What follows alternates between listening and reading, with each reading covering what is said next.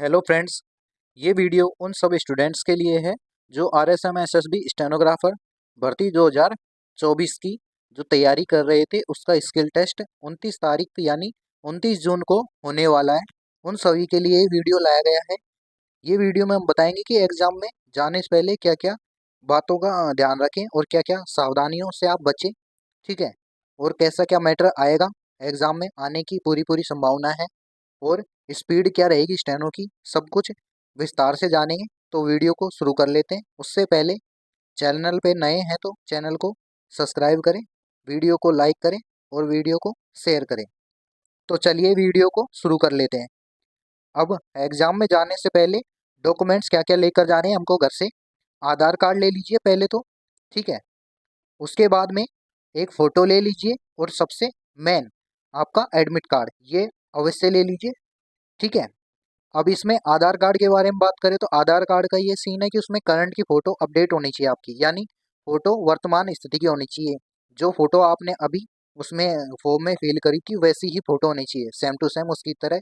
ऐसे नहीं कि आपकी बचपन की फ़ोटो लगी हुई हो उसमें, यानी स्कूल टाइम की या फिर बचपन की काफ़ी टाइम पहले बने थे उस टाइम की फ़ोटो नहीं होनी चाहिए, यानी अपडेटेड फ़ोटो होनी चाहिए। चाहे आधार कार्ड नहीं लेके जाते तो पैन कार्ड लेके जा सकते हैं आप।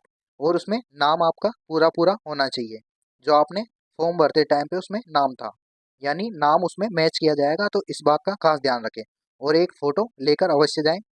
आधार कार्ड का हो गया। एडमिट कार्ड का ये है कि एडमिट कार्ड आप कलर में लेके जाएं या फिर ब्लैक एंड वाइट, कोई सा भी लेके जाएं, दोनों मान्य होगा। ठीक है। आगे बात कर लेते हैं पाठ्य के सामग्री यानी क्या क्या लेकर जाना है आपको वहाँ।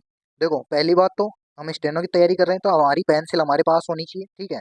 कटर ले लीजिए, पेंसिल कटर ले लीजिए और एक शॉर्पनर भी ले लीजिए साथ में। अगर वो कटर अंदर नहीं ले जाने देते बाई चांस तो आप कटर लेके जाएं, यानी शॉर्पनर लेके जाएं। ठीक है।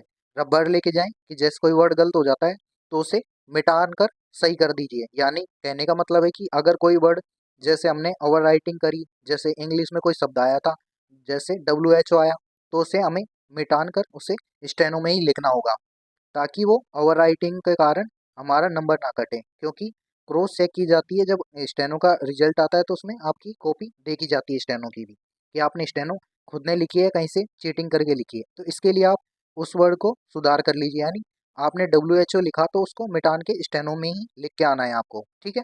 पेन लेकर जाइए क्योंकि अगर वहाँ पे कोई फिलअप कराएंगे यानी कुछ भी एग्जाम में वो कॉपी पे लिखना होता है तो वहाँ पेंसिल से नहीं लिखना होता है, स्टेनो कॉपी होती है उसके ऊपर हमें पेन से लिखना होगा। ठीक है। तो पेन ले जाइए, रबर ले जाइए, कटर ले जाइए और पेंसिल ले जाइए। ठीक है। आगे बात कर लेते हैं। अब डिक्टेशन की बात करें हम, ये तो हो गई सारी डॉक्यूमेंट्स की कि क्या क्या डॉक्यूमेंट्स लेके जाने। तो डॉक्यूमेंट्सों में हमारे ये रह गए। अब डिक्टेशन की बात करें तो देखो, डिक्टेशन पे आ जाए। देखो, मैंने 3 मैटर लिए हैं सेलेक्टेड। या तो मैटर आएगा करंट से सेलेक्टेड मैटर। ठीक है। करंट से जैसे अभी आतंकवाद से संबंधित मामला था, यानी जैसे ऑपरेशन सिंदूर था, इस टाइप का मैटर मान लो, या कोई हाल ही में जैसे चुनाव हुए थे अभी कुछ दिन पहले तो उससे संबंधित मैटर हो गया। तो ये करंट के मुद्दे होते हैं। जीवनी के ऊपर बात करें तो जीवनी में वो मुद्दे आते हैं जैसे B.R. अम्बेडकर की जीवनी पूछ ली। ठीक है। रविंद्रनाथ टैगोर की जीवनी के बारे में बता दिया। ठीक है। जैसे लास्ट लास्ट टाइम पे स्वामी दयानंद सरस्वती के ऊपर पूछ लिया था, उस तरह से इस बार भी क्या नाम से जीवनी पे आ सकता है। ठीक है। और तीसरा है सामाजिक मुद्दा। सामाजिक मुद्दा कोई सा भी हो सकता है इसमें। कोई सा मुद्दा ले सकते हैं जैसे रीति रिवाजों से संबंधित ले लो या शादी ब्याह से जो अभी चल रहे थे। ठीक है। वसंत ऋतु वगैरह से हो गए, ये चीज़ें हो गई। और काफ़ी मैटर है इसके अलावा। ठीक है। तो ये सामाजिक मुद्दे हो गए। ठीक है। समाज से जुड़े हुए जो मुद्दे होते हैं उन पे आ सकता है। और कुछ मैटर मैं ऐसे बता देता हूँ जैसे समय के सदुपयोग करना। ठीक है। समय की महत्ता समझना। ठीक है। परिश्रम करना, इस तरह के मुद्दे हो सकते हैं। AI के ऊपर हो सकता है मुद्दा। तो ये ऐसे करके मैटर आ सकते हैं। ठीक है। ये तो रही डिक्टेशन की बात। अब डिक्टेशन में स्टेनो की स्पीड क्या रहेगी तो देखो, कोई बच्चा कहेगा कि 100 से 110, अब की बार 110 से 120 आएगी क्योंकि रीस्किल हो रहा है तो इसके कारण मैटर हार्ड आएगा।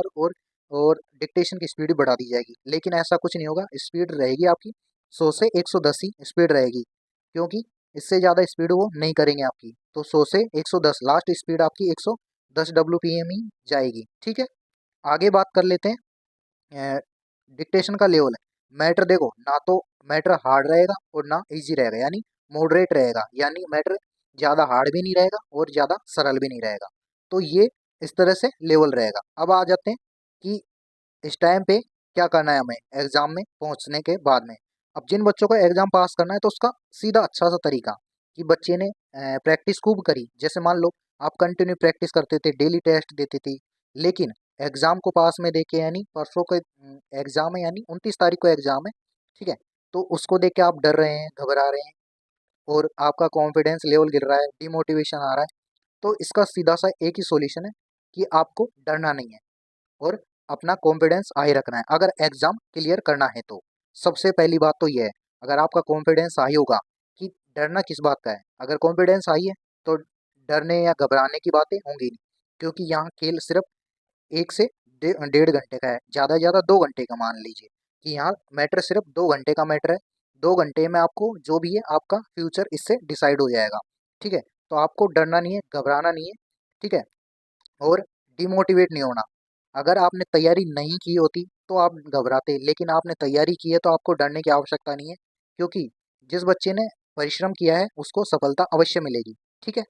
तो और अगर फिर भी आपको ऐसे लग रहा है जैसे घबरा रहे हैं एग्जाम में, तो इसका सीधा सॉल्यूशन ये कि है एग्जाम में अंदर जाने से पहले सबसे पहले तो आप अपना मुंह धो लीजिए, यानी थोड़ा सा गीला कर लीजिए, ठीक है, और हल्के से बाल गीले कर लीजिए, ठीक है, वहाँ जाकर और मतलब थोड़ा फ्रेश पानी पी लीजिए ताकि आप थोड़ा फ्रेश फील कर सको और जो डिमोटिवेशन घबराहट हो रही है उससे थोड़ा कम होगा और ऑक्सीजन लेवल का अच्छा रहेगा, यानी इसलिए आप पानी पी लीजिए ताकि ऐसी चीज़ें आपके सामने नहीं आए और खुद पे विश्वास रखें, मेहनत करिए तो रिजल्ट बेटर ही आएगा, ठीक है। अंत में मैं बस एक ही बात कहना चाहूँगा कि हमें डरना नहीं है और कॉन्फिडेंस लेवल हमारा हाई रखना है, क्योंकि अगर हम डर गए तो भी हम फेल हो जाएंगे, घबरा गए तो भी हम फेल हो जाएंगे, या फिर कॉन्फिडेंस गिर गया तो भी हम फेल हो जाएंगे।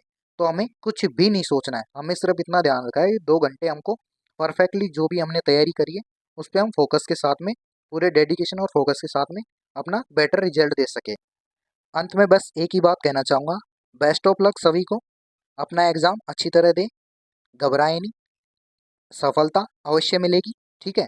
अगर आपकी मेहनत अटल है तो आपको मेहनत का फल अवश्य मिलेगा। इसलिए बेस्ट ऑफ लक। वीडियो अच्छा लगा है तो इसको शेयर कीजिए और लाइक कीजिए। Thanks for watching.